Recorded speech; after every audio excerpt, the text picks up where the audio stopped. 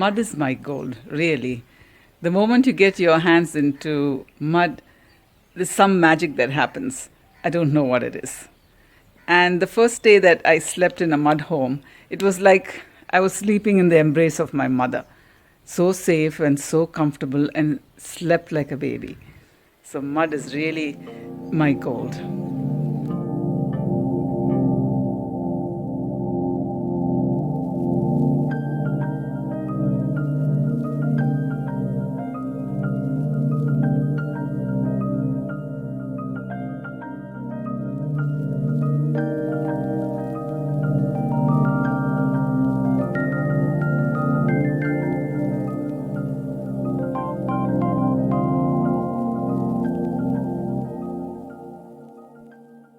Very vanakkam to all.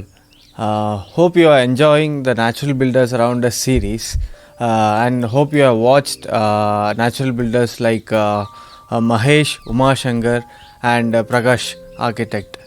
We are also bringing in more natural builders around the various parts of India who are exploring the various dimensions of the natural building. Also, you can see here the shooting of Back Home series happening, which we are exclusively launching in the Tunnel online platform, course platform, which is happening pretty soon, and all our team is working extensively in it. Let's explore the journey of Karan Shetty, who is a spiritual seeker and a natural builder who is practicing them under the foothills of Agastya Hills in the land of Papanasam in Tamil Nadu. I've come to an awareness that I am more than what I see. My roles and personality are just an aspect of me. A mother of two beautiful children, a grandmother to an adorable 1-year-old. I was in business with my husband for 22 years. We exported garments to different parts of the world. But I met my guru 10 years ago. He's a Himalayan Mahayogi. And after that, my path and purpose slowly, gradually, but significantly changed to a more realistic and purposeful life. I live here in the farm, which is close to Agastya Hills and a reserve forest. We have a river bordering the property. And with all these gifts, I always felt that we are custodians of this land, and we are here to serve the elements and do the best that we can.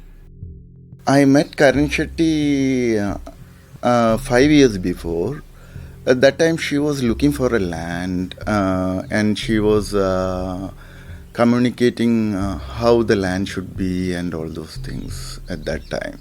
Biju and his whole family are so dedicated to building natural, and especially building with mud, that the power that they exhibit just totally drew me into that. He's so authentic, and it comes just naturally to him to respect the soil and to be creative with the material, which is like a freebie from nature. So this really attracted me, and I wanted to be very much part of it. Thank you, Biju. So there are many benefits living inside a mud home. The walls are very breathable, so it does not trap any heat or moisture inside. So the living conditions inside, the basic environment inside a mud home is very healthy. Mud houses are for everyone. It is a very true form of architecture where you take materials from nature, you do not add any chemicals to it, and the materials can go back to nature also very easily. So in a mud home, you're not really separate from nature. It's like nature rises up to form a shelter for your protection and well-being. Similarly, in meditation, you're not separate from the divinity within you. You just feel the oneness and unity of your own divinity.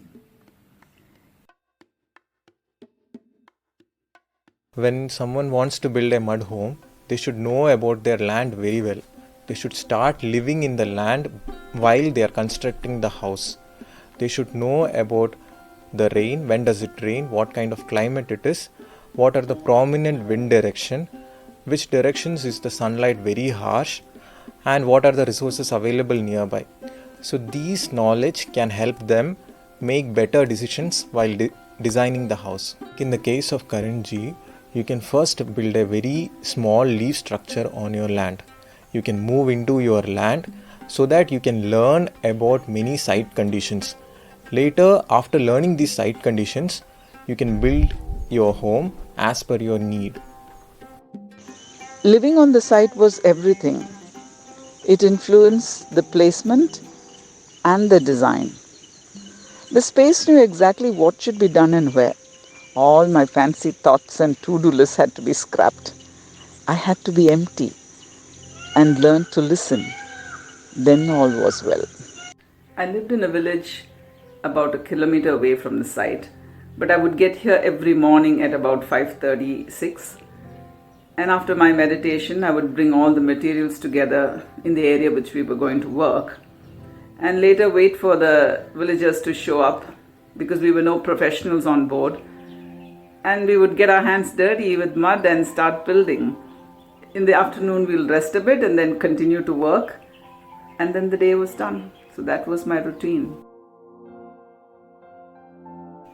On becoming custodians of this land, initially we did have a few challenges.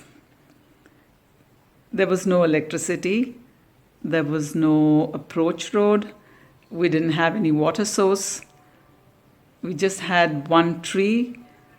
The closest village was a kilometer away, and technically there was no one I knew. To get an approach road and to get an electric connection was the biggest challenge we faced here.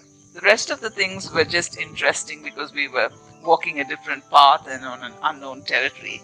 So they didn't seem like very major challenges. That is quite interesting, where which she used to mingle with the villagers. She asked the villagers to come and help her. So here what will happen, like when they villagers understand about the scenario and they come for work and we really teach them how to work with mud, they are happy and actually they will be helping you to achieve the goal. Corona டயத்துக்கு முன்னாடி தன்னல்லேருந்து ஒரு project அம்பாசமுத்திரத்தில் பண்ணும்போது நான் அங்கே தங்கியிருந்தேன்.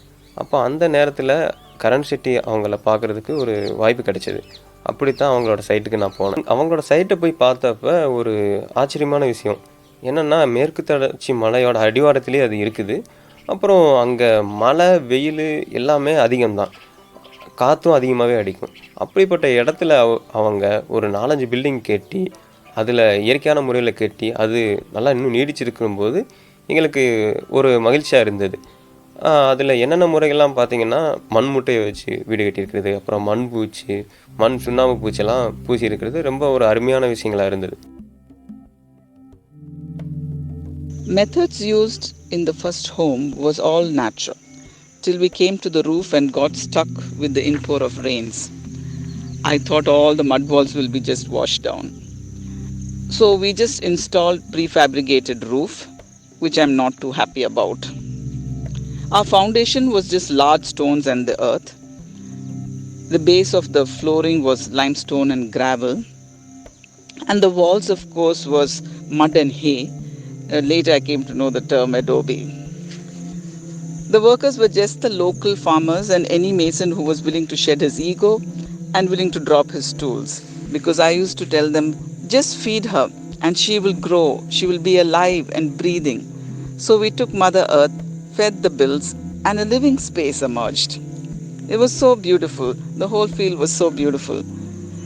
I was there every bit of the way, telling them stories and got them to share stories of a past glorious natural life of agriculture and architecture that they enjoyed.